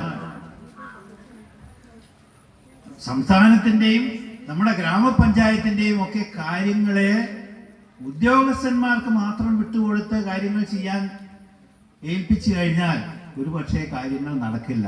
അതുകൊണ്ടാണ് നമ്മൾ പല ഓഫീസിലും പോയാൽ ഇങ്ങനെ കാത്തുകെട്ടി കിടക്കേണ്ടി വരുന്നത്. നമ്മൾ റെസിഡൻസ് അസോസിയേഷൻ പോലുള്ള കൂട്ടായ്മകളുടെ ഉത്തരവാദിത്വമാണ് സർക്കാരുകൾ, അത് കേന്ദ്രമാവട്ടെ, സംസ്ഥാനമാവട്ടെ, ഗ്രാമപഞ്ചായത്താവട്ടെ, ജില്ലാ പഞ്ചായത്താവട്ടെ, ബ്ലോക്ക് പഞ്ചായത്താവട്ടെ, ഇവരൊക്കെ നടപ്പിലാക്കാൻ പോകുന്ന കാര്യങ്ങളെ ജനങ്ങളിലേക്ക് എത്തിക്കണമെങ്കിൽ നമ്മുടേതുപോലുള്ള കൂട്ടായ്മകൾ വേണം. അപ്പോൾ ചോദിക്കും, നമുക്ക് അധികാരം വേണ്ടേ? ഇല്ല, നമ്മുടെ അധികാരം എന്ന് പറഞ്ഞാൽ ഗാന്ധിജിയാണ്. എന്താ ഗാന്ധിജി? ഗാന്ധിജി അഹിംസയുടെ ഭാഗത്താണ്. ഗാന്ധിജിക്ക് വാളും തോക്കുമല്ല, സ്നേഹമാണ് ഏറ്റവും വലിയ അധികാരം. സ്നേഹത്തിലൂടെ ആളുകളെ കീഴ്പ്പെടുത്തുക എന്നുള്ളതാണ് റെസിഡൻസ് അസോസിയേഷൻ. അല്ലാതെ നാളെ തന്നെ ഇവിടെ നേരത്തെ പോലീസ് ഉദ്യോഗസ്ഥൻ പറഞ്ഞ പോലെ നമ്മൾ നാളെ ഒരു പോലീസ് ആവാൻ ഒരിക്കലും പാടില്ല. ഇതുവരെ ജീവിച്ച ആളുകൾക്ക് പല പ്രശ്നങ്ങളും ഒക്കെ ഉണ്ടാവും. നമ്മുടെ പ്രദേശമൊക്കെ നമുക്കറിയാം. നാളെ തന്നെ പോയിട്ട് റെസിഡൻസ് അസോസിയേഷനിലെ ആളുകളാണ് ഞങ്ങൾക്ക് ഇങ്ങനെ അധികാരമുണ്ട് എന്ന് പറഞ്ഞാൽ അവരെ ഭരിക്കാനും കഴിയില്ല. നമുക്ക് അവരുടെ ക്ഷേമകാര്യങ്ങളിൽ ഇടപെടുകയും അവർക്ക് വേണ്ട സൗകര്യങ്ങൾ ചെയ്തു കൊടുക്കുകയും പറ്റാത്ത കാര്യങ്ങളുണ്ടെങ്കിൽ അധികാരികളിലൂടെ അത് നടപ്പിലാക്കാൻ, പരമാവധി കാര്യങ്ങൾ, അനാശാസ്യമായിട്ട് നടക്കുന്ന കാര്യങ്ങളെ ഇല്ലായ്മ ചെയ്യാൻ വേണ്ടി ബോധവൽക്കരണം നടത്തി മുന്നോട്ട് പോകാനേ നമുക്ക് കഴിയുള്ളൂ. അതുകൊണ്ട് അതാണ് ഏറ്റവും വലിയ അധികാരവും. അതല്ല എങ്കിൽ പോലീസിന്റെ അധികാരം പോലെയുള്ള അധികാരങ്ങൾ പ്രയോഗിച്ചതുകൊണ്ട് യാതൊരു കാര്യവുമില്ല. നമ്മൾ സ്നേഹത്തിലൂടെ ഒരാളെ കീഴ്പ്പെടുത്താൻ പറ്റുകയാണെങ്കിൽ സ്നേഹത്തോളം വലിയ ഒരു ആയുധമില്ല എന്ന് എല്ലാ മഹാന്മാരും നമ്മളെ പഠിപ്പിച്ചതാണ്. അതുകൊണ്ട് റെസിഡൻസ് അസോസിയേഷന്റെ ഏറ്റവും വലിയ ആയുധം എന്ന് പറയുന്നത് സ്നേഹമാണ്, സൗഹാർദ്ദമാണ്, കൂട്ടായ്മയാണ്. ആ കൂട്ടായ്മയ്ക്ക് വേണ്ടി നമ്മളിവിടെ രൂപീകരിച്ചിട്ടുള്ള റെസിഡൻസ് അസോസിയേഷനിലെ ഓരോ വീട്ടുകാർക്കും ഉത്തരവാദിത്വമുണ്ട് ഇതിനെ മുന്നോട്ട് കൊണ്ടുപോകുക എന്നുള്ളത്. അല്ലാതെ കുറച്ച് ഭാരവാഹികളിൽ മാത്രം ഉത്തരവാദിത്വമാണ് എന്നില്ല.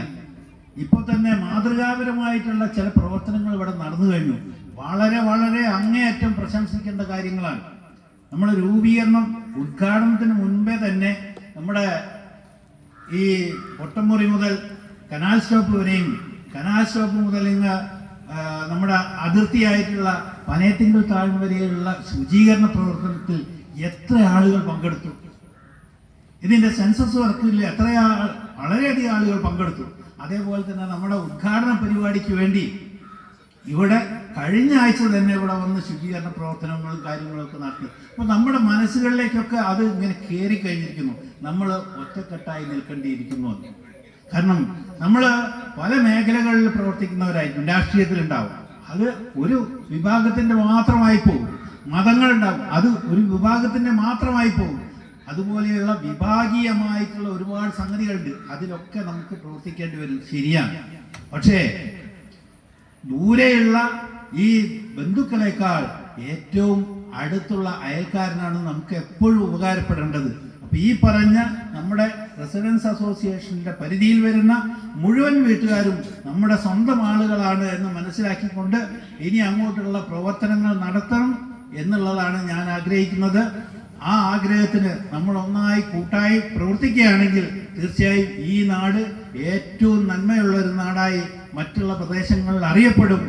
അതിന് പറ്റിയ ആളുകൾ ഇവിടെ എല്ലാവരും തന്നെ ഉണ്ട്. അവരെല്ലാവരും ഒത്തൊരുമിച്ചുകൊണ്ട് കനാൽ തീരം റെസിഡൻസ് അസോസിയേഷൻ്റെ പ്രവർത്തനങ്ങൾ സഹകരിക്കണമെന്ന് അപേക്ഷിച്ചുകൊണ്ട് എല്ലാ ആശംസകളും നേർന്നുകൊണ്ട് നിർത്തുന്നു. ജയ് ഹിന്ദ്. അടുത്തതായി ഈ പരിപാടിക്ക് ആശംസ അർപ്പിക്കുന്നതിന് ബഹുമാന്യനായ കുഴിയാണിക്കൽ പുരുഷോത്തമൻ അവരുടെ സർവാദരപൂർവ്വം ക്ഷണിക്കുന്നു. ഈ കനാൽ തീരം റെസിഡൻസ് അസോസിയേഷൻ ഉദ്ഘാടനം ചെയ്ത AP Sheeba panchayat president, CI Sarath Babu, 12ാം വാർഡ് മെമ്പർ ഗിരീഷ് കുമാർ, വേദിയിലിരിക്കുന്ന മോഹനാട്ടൻ, തകിയുടെ സദസ്സിലെ സഹോദരി സഹോദരന്മാരെ, എനിക്ക് പറയാനുള്ള എല്ലാ കാര്യങ്ങളും ഇവിടെ പറഞ്ഞു കഴിഞ്ഞു. ഓരോരുത്തരും പ്രസംഗിച്ചു കഴിഞ്ഞു. ഇനിയൊന്നും പറയാനില്ല. കാര്യമായി എല്ലാ വിവരങ്ങളും ബാക്കി മുന്നിൽ പ്രസംഗിച്ച എല്ലാവരും സംസാരിച്ചു കഴിഞ്ഞതാണ്. പറയേണ്ടത് എന്താണെന്ന് വെച്ചാൽ ഈ ജാതി രാഷ്ട്രീയ ചിന്താഗതിക്ക് അതീതമായിട്ട് പ്രവർത്തിക്കാൻ കഴിയണം എന്നുള്ളതാണ് എനിക്ക് പറയാനുള്ളത്. അതുമാത്രമേ ഉള്ളൂ. അതുകൊണ്ട് എല്ലാവിധ ആശംസകളും നേരുന്നു. അടുത്തതായി ബഹുമാന്യനായ ശ്രീ മോഹൻദാസ് ഏട്ടനെ ആശംസ അർപ്പിക്കുന്നതിന് വേണ്ടി വിളിക്കുന്നു. എഴുതിയിരിക്കുന്ന മഹവ്യക്തികളെ, അതേപോലെ സദസ്സിലുള്ള എല്ലാ നമ്മുടെ സഹോദരി സഹോദരന്മാരെ, നിങ്ങൾക്ക് എൻ്റെ വിവാദം. കാര്യമായിട്ട് എനിക്കിപ്പോൾ പറയാനുള്ളതിൻ്റെ ആശംസകളാണ്. അപ്പം എന്നെപ്പറ്റി ഒരു വാക്ക് പറയണമല്ലോ. ഞാനൊരു ഭ്രാന്തനൊന്നല്ല, ഇവിടുന്ന് ഒന്നും വിചാരിക്കരുത്. Actually my place is Kuthiravattam. ഇപ്പോൾ കുതിരവട്ടം എന്ന് പറയാനുള്ള ആൾക്കാർക്ക് മടിയാണ്. ഇപ്പോൾ ലേശം മോഡിഫിക്കേഷൻ വെച്ചിട്ട് അവർ പറയും കൊട്ടുള്ളി അല്ലെങ്കിൽ മാവ് റോഡ് ഇതൊക്കെ പറയുന്ന ആളുണ്ട്. ഇപ്പം എനിക്ക് ലൈറ്റർ ഓൺ ആയി കഴിഞ്ഞിട്ടോ അത് റെസിഡൻസ് അസോസിയേഷൻ പോലുള്ള ആൾക്കാർ ഇതിൽ വന്നതിന് എങ്ങനെയാണ് അത് കൊണ്ടുപോകുക എന്നുള്ള ഒരു I was under the people retired person, retired ടീച്ചർമാർ അവർക്കൊക്കെ പറ്റിയൊരു ഇതാണ് നാം. പക്ഷെ ലേറ്റർ ഓൺ ഞങ്ങൾ എൻ്റെ കുടുംബത്തിൽ തന്നെ അവിടെയുള്ള മാങ്കാവ് പോയാലും മറ്റേതൊക്കെ പോയാലും ഒരു അവിടെ ഞങ്ങൾക്ക് റെസിഡൻസ് ഒന്നുമില്ലേ ജോലിക്ക് എല്ലാവരും എൻ്റെ എൽഡർ ബ്രദേഴ്സൊക്കെ. അപ്പം ഞാൻ പറയും റെസിഡൻസ് അത്ര കുഗ്രാമം എന്നല്ല, ഗ്രാമത്തെ പറ്റിയൊന്നും പറയണ്ട, അത് തുടങ്ങിയിട്ടില്ല. That's all. അതുകൊണ്ട് അപ്പോൾ ഞാനിങ്ങനെ ആലോചിച്ച് ഇങ്ങനെ ഇരിക്കുന്ന സമയത്താണ് നമ്മളെ എൻ്റെ പേരിൽ ചെറിയ മക്കളാണ് അബ്ദുൽ മാഷ് ഇവരൊക്കെ, അവരെ മദറായിട്ടായിരുന്നു ഞാൻ സംസാരിക്കുക. Because she reads a lot. അവർ രാവിലെ ചെന്ന് കഴിഞ്ഞാൽ അപ്ഡേറ്റ് പ്രധാനം പറയാം, പിന്നെ അവിടെ ഇരിക്കാൻ പറയും. She's no more. അപ്പോൾ അതായിരുന്നു അവസ്ഥ. പിന്നെ ഞാൻ എങ്ങനെയാണ് പോയത് ഇങ്ങനെ ചോദിക്കുക. എനിക്കത് എപ്പോഴും വിചാരിച്ചിരുന്നത് എന്താ വെച്ചാൽ റെസിഡൻസ് എന്ന് പറയുന്നത് നമുക്ക് പറ്റുന്നതല്ലാന്ന്. അപ്പം ഇങ്ങനെ അവർ പറയാൻ തുടങ്ങി, അങ്ങനെയൊന്നുമില്ല, നിങ്ങളെ എൽഡർ ബ്രദർ തിരുവനന്തപുരത്തല്ല ഈ മറ്റു പ്രവർത്തനം ചെയ്യും. അങ്ങനെ ഇരിക്കുന്ന സമയത്താണ് ദൈവം വിചാരിച്ച പോലെ ഈ റസാഖും അബ്ദുവൊക്കെ വന്നിട്ട് ഇതിന് ഇനിഷ്യേറ്റീവ് എടുത്തത്. അപ്പോൾ അവർ പറഞ്ഞ് മനസ്സിലായി, ഇനി വരട്ടെ എന്ന് വിചാരിച്ചു. ലാസ്റ്റ് ടൈം ഇത് 3rd or 4th ആണെന്ന് തോന്നുന്നുണ്ട്. ആദ്യത്തെ ഞാൻ പങ്കെടുത്തു. വെരി ഫ്യൂ പീപ്പിൾ വെറുതെ. സെക്കൻഡ് അതിൽ കുറച്ചും കൂടി ആളുണ്ടായിട്ടുണ്ടായിരുന്നു. 3rd വണ്ണം 4th വണ്ണം ഇത് അത്ര അധികം ആളുകൾ കാണപ്പെടുന്നത് വളരെ വളരെ സന്തോഷം. അകൈകികമായി നന്ദി. പിന്നെ അവർക്ക് എല്ലാ ആശംസകളും ഞാൻ നേടുന്നു. അവരെ ഇനിയും ഇതുപോലെ വൺ മോർ തിങ്, അതായത് ലേഡീസിന് ഈ ഒരു ഫംഗ്ഷനിൽ പങ്കുണ്ട്. കാരണം ലേഡീസിന് ജെൻസിനെക്കാട്ടധികം ചില കാര്യങ്ങൾ ചെയ്യാൻ പറ്റും. അതെന്താ ലേഡീസ് എങ്ങനെ പറയുന്നത് ചോദിച്ചാൽ, ലേഡീസിന് ഉദ്യോഗമില്ലാത്ത മാത്രമല്ല, അവർ ഉദ്യോഗം കഴിഞ്ഞിട്ടും ഇനിഷ്യേറ്റീവ് എടുത്താൽ ചെയ്യുമ്പോൾ അതിനൊരു ഉത്തമ ഉദാഹരണമാണ് lady she's no more Usha. അവർ എനിക്കറിയാം, അവർ certain ഉദ്യോഗസ്ഥ ടെമ്പിളിന് വേണ്ടിയിട്ട് ചെയ്ത് എനിക്ക് നന്നായിട്ട് അറിയുന്നത് കൊണ്ടാണ് അത് സംഭവിച്ചത്. ഇതൊന്നും വേണ്ടി ഞാൻ നീട്ടുന്നില്ല. I am an ex-serviceman, having served for 15 years in Indian Air Force. അത് കഴിഞ്ഞിട്ട് റോയലായിരുന്നു RNWയിൽ. അത് കഴിഞ്ഞതിന് ശേഷം 22 years സർവീസ് മാതൃഭൂമി ചീഫായിട്ട്.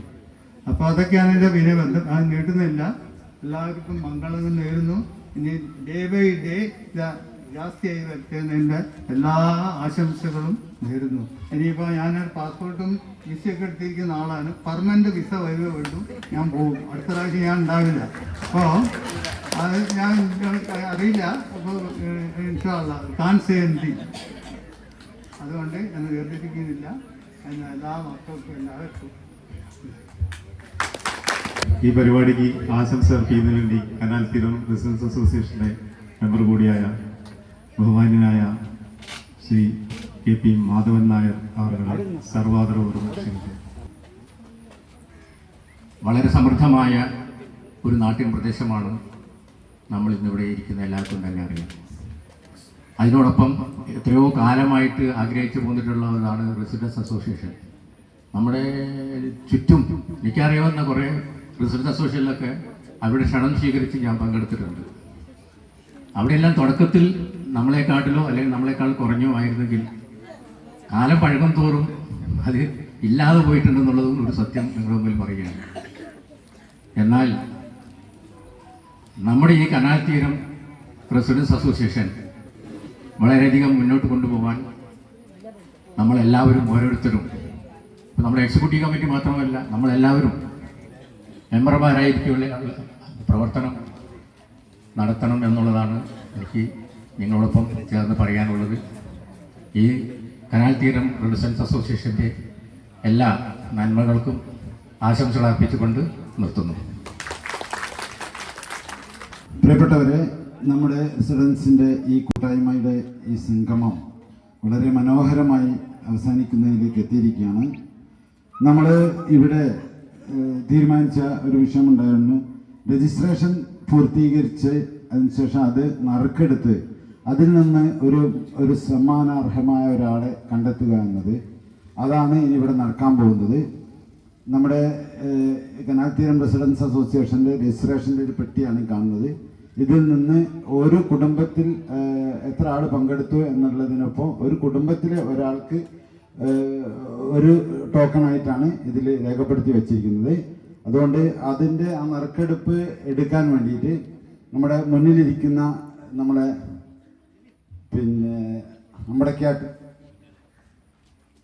എന്താ മോളെ പേര് അളകനന്ദ, അമ്പടക്കാട്ട് അളകനന്ദ എന്ന കുട്ടിയെ കൊണ്ടാണ് ധരിപ്പിക്കുന്നത്. നമുക്ക് ആരാണ് ആ ഭാഗ്യശാലി എന്ന് ഏതാനും സെക്കൻഡുകൾക്കകം അറിയാൻ പോവുകയാണ്. അളകനന്ദയുടെ കയ്യിലൂടെ ആ ഭാഗ്യാന്വേഷി പിറക്കാൻ പോവുകയാണ്. ആരാണ്?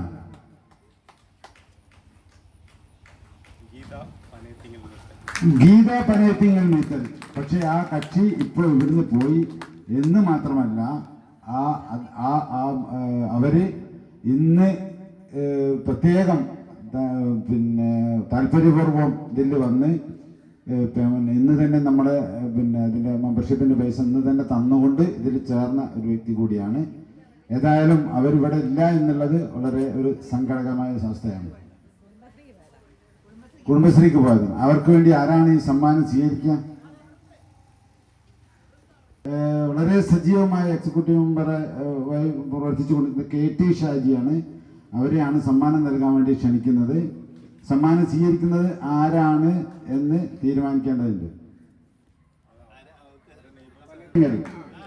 അദ്ദേഹമാണ്. അദ്ദേഹത്തിന്റെ ആ സ്ക്വാഡിൽ, അദ്ദേഹത്തിന്റെ ഗ്രൂപ്പിലാണ് ഗീത പനയത്തിങ്ങലുള്ളത് എന്ന് മാത്രമല്ല ഞങ്ങളുടെ എക്സിക്യൂട്ടീവ് മെമ്പറാണ്. ഞങ്ങളുടെ തലമുതിർന്ന ഒരു കാരണവർ കൂടിയാണ്. അദ്ദേഹത്തെ ആ സമ്മാനം ഏറ്റുവാങ്ങാനായി ക്ഷണിക്കുന്നു. സമ്മാനം നൽകാനായി KT ഷാജിയും രണ്ടുപേരെയും സ്റ്റേജിലേക്ക് ക്ഷണിക്കുന്നു.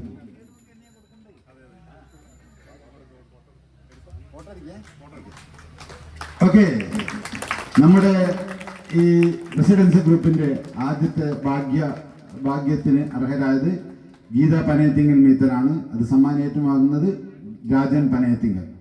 എല്ലാവർക്കും നന്ദി.